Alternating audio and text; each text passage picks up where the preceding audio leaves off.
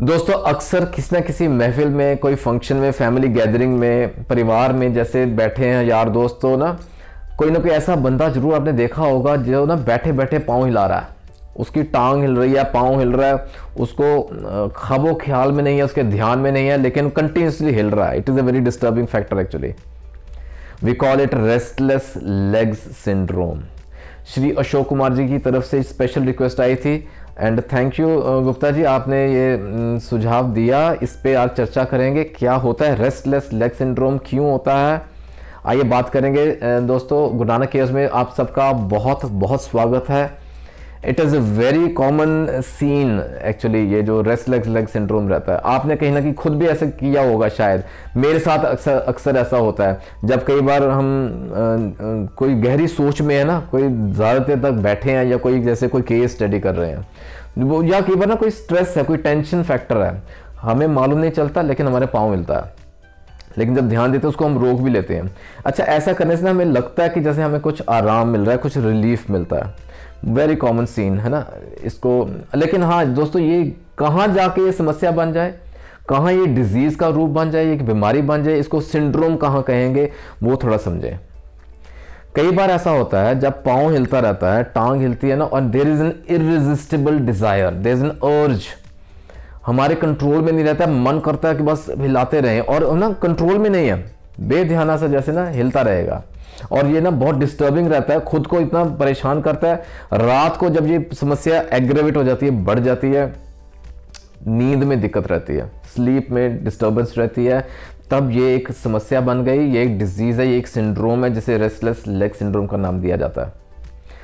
Willis एक bomb disease है, कोई हुए हैं जिनके नाम से ये, जिन्होंने शायद आइडेंटिफाई किया पहले इसको, इस सिंड्रोम का नाम दिया गया है। दोस्तों restless leg syndrome we call it RLS henceforth। RLS जो है ना, it's is basically a nervous system disorder.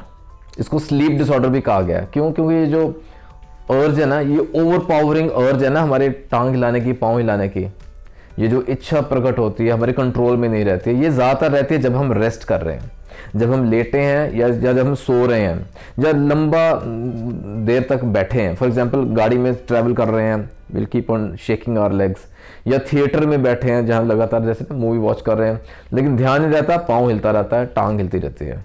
तो ये ना हमारी जो रात को जब सो रहे हैं तो स्लीप में डिस्टर्बेंस भी क्रिएट करती है बेसिकली।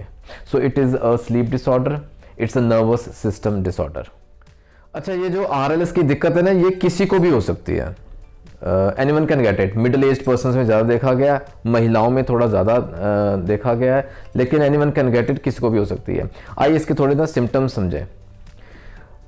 ये थोड़ा समझें क्योंकि ना जो हमारी एक्सट्रीमिटीज़ है ना, लोअर जैसे लेग्स हैं, अच्छा बाजुओं में भी देखा गया है, लेकिन ना कुछ सेंसेशंस आती हैं, कुछ सेंसेशंस लाइक इचिंग, जैसे ना खुजली सी महसूस होती है। अच्छा, फिर ना क्रॉलिंग सेंसेशन महसूस होती है, जैसे ना फॉर्मिकेशन वी कॉल इट, चींटियाँ सी चल रही हैं, क्रॉल कर रही हैं हमारे त्वचा पे, वैसी सेंसेशन। अच्छा, फिर ना दर्द रहेगा, एकिंग रहेगी, पुलिंग सी सेंसेशन रहती है, जिसमें खिंचाव है, अंदर से खींच पड़ रही है, खिंचाव पड़ रहा है, that is there. Then pins like, जैसे नीडल्स चुभ रही हैं, सुइयां सी चुभ रही हैं, ये कुछ ऐसी सेंसेशंस महसूस करता है पेशेंट।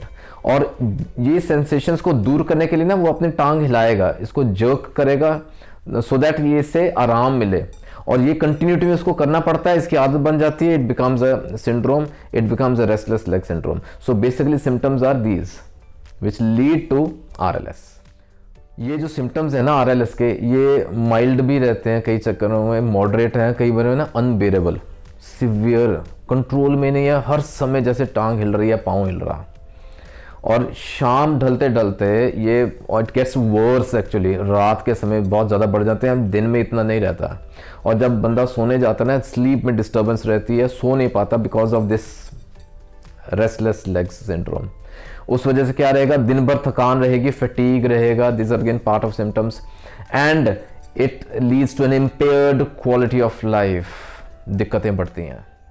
दोस्तों आइए कुछ ना कॉजेज देखें, कारण क्यों RLS होता है। देखिए exact cause is still unknown, research चालू है, कभी ना कहीं कुछ ना कुछ रिजल्ट ज़रूर आएगा, लेकिन there are certain things noted down कि जैसे ना एक ना केमिकल लोचा कहते हैं ब्रेन में, डोपामिन नाम का एक केमिकल रहता है, अगर उसका इम्बैलेंस रहता है ना ब्रेन में, that leads to this kind of symptoms, right. Secondly, research has shown कि ये ना जैसे जीन्स में ही है, परिवार में ही, अगर फैमिली हिस्ट्री में है, अगर परिवार में किसी को ये दिक्कत रहती है, आगे बच्चों में आने का ना चांसेस बढ़ जाते हैं। So hereditary we can say, right. अच्छा, कई ना क्रॉनिक डिजीजेस रहते हैं जिस वजह से ये हो सकता है, आरएलएस के सिम्टम्स देखने में आते हैं।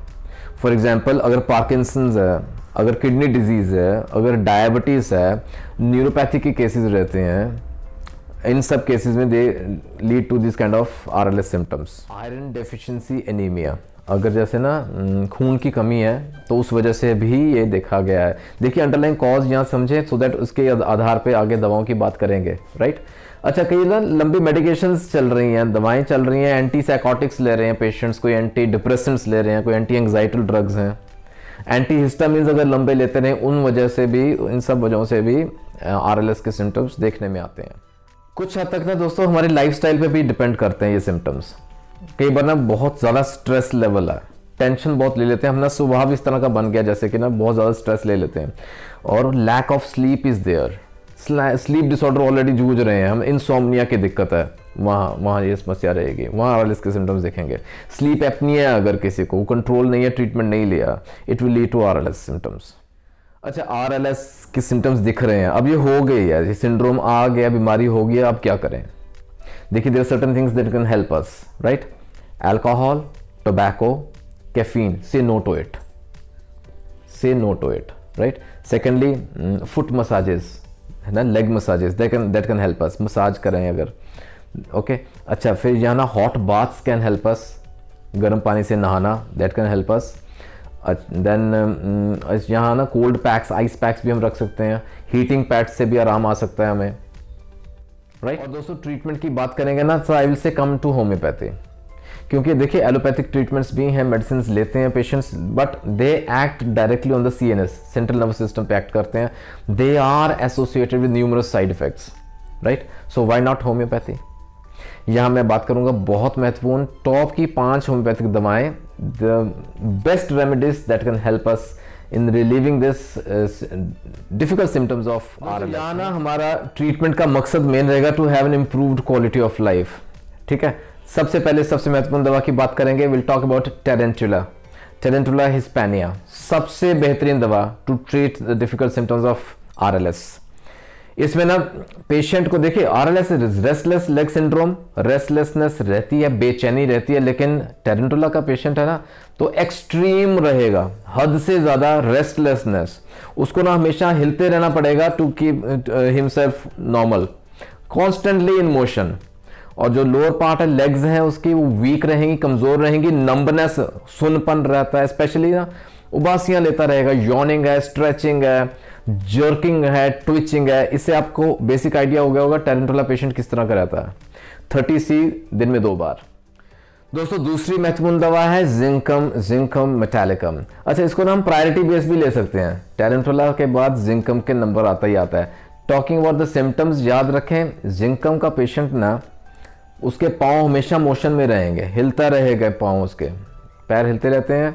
और ये ना जैसे कई लंबी बीमारी चली है ना, कोई डिजीज को लेके एक फेज आता है जब वो डिप्रेशन में चला जाता है, बहुत टेंस रहता है, अगर इस तरह का कोई फेज रहता है जिंकम संभाल लेगी।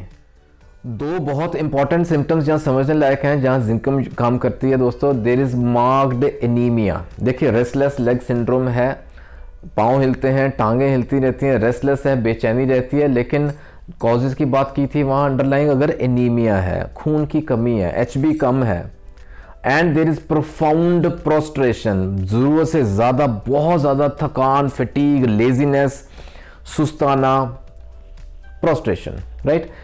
जिंकम मेटालिकम देंगे, start with lower potency, 6C मिल जाए बहुत बढ़िया, 12C दिन में 2 बार।